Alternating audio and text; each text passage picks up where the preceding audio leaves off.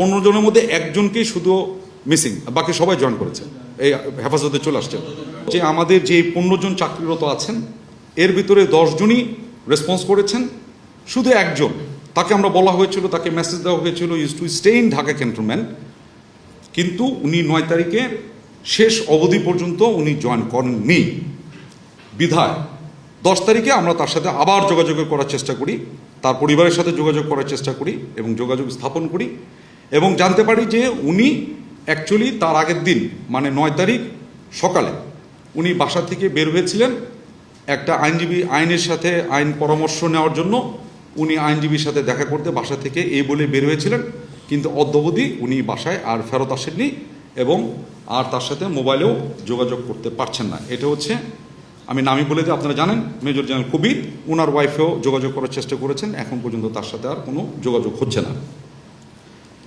এটার প্রেক্ষিতে আমরা কি করলাম বা আমাদের কি করণীয় ছিল, কি করতে পারছি, এটা সমস্ত ডিপার্টমেন্টের কিছু নিজস্ব এবং এটা দেশের প্রচলিত আইনের ভিতর থেকেই অনেক কিছু আমরা করি। আমাদেরও এরকম আছে, সেটা হচ্ছে যে যখন এরকম কেউ হঠাৎ করে মিসিং হয়ে যায় তখন তাকে আমরা একটা ডিক্লারেশন দিই, আমরা বলি AWOL, মানে absent without leave. This is something illegal leave অথবা ইলিগাল অ্যাবসেন্ট, মানে আপনারা ওই পরিভাষাও বুঝতে পারছেন তো। আমার আর্মি পরিভাষা হচ্ছে AWOL, আপনার পরিভাষা হচ্ছে ইলিগাল অ্যাবসেন্ট। ইলিগাল অ্যাবসেন্ট হওয়ার সাথে সাথে আমাদের একটা নিয়ম আছে, সেই অনুযায়ী তাকে আমরা ইলিগাল অ্যাবসেন্ট হিসেবে ঘোষণা করা হয়ে গেছে অফিসিয়ালি। এবং তার এটা ইলিগাল অ্যাবসেন্ট ঘোষণা করার পরে যে প্রসেস যেগুলো আছে, আমাদের কিছু প্রসেস আছে, কোথায় কোথায় ওয়ারেন্ট ইস্যু করতে হবে সেগুলো আমাদের একটা অ্যাপেন্ডিক্স আছে, ওই অনুযায়ী এটা আমাদের সরকারিভাবে আমাদের যে দপ্তর এটার সাথে জড়িত তারাও এটা ইস্যু করেছে। এটা ঘটনা হলো 10 তারিখ। আর আজকে এই জন্য আপনাদেরকে ডাকছি সবচেয়ে কারেন্ট ইনফরমেশন দেওয়ার জন্য।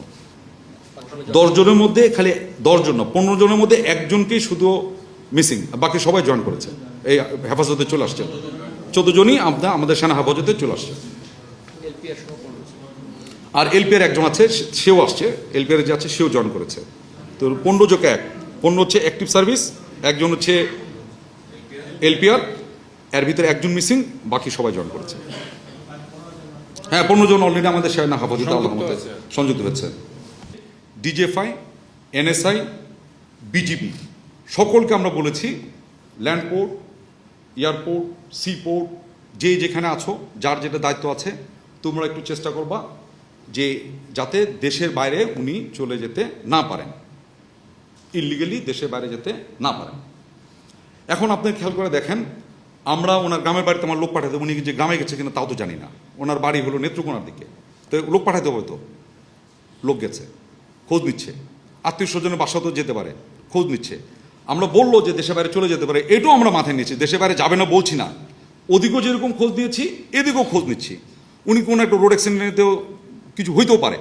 আমরা কি বলি, একটা মানুষ হারাই গেলে তো নাটক সিনেমা তো দেখছেন, আগে বলে যে থানায় খোঁজ নাও, হসপিটালে খোঁজ নাও, আমরা এগুলোও করছি। অ্যাট দ্য সেম টাইম দেশের বাইরে যাতে না যেতে পারে এই জন্য আমি ব্যক্তিগতভাবে DGNSI, বিজিবি এবং DGDFকে আমি নিজেই ফোন করেছি, নিজেই আমি বলেছি যে, এবং মোবাইল নাম্বারও দিয়েছি, ইত্যাদি ইত্যাদি। এ ব্যাপারে আমি আপনাকে বলতে পারি, যদি মনে করেন যে আপনাদের কাছে কিছু ইনফরমেশন আছে, এটা কিন্তু ওনাকে আমি ধরতে হবে এটা না, ওনার সেফটিও তো একটা ব্যাপার আছে। উনি তো এই দেশের একজন মানুষ, তো উনি তো একজন এজ এ হিউম্যান, সে একটা রোড অ্যাক্সিডেন্ট তো হইতে পারে। আপনারা যদি কোনো প্রকারে যদি মনে করেন যে না, আপনি একটা ইনফরমেশন দিলে আমাদের উপকার হবে তাকে এই করতে, ইউ আর মোস্ট ওয়েলকাম।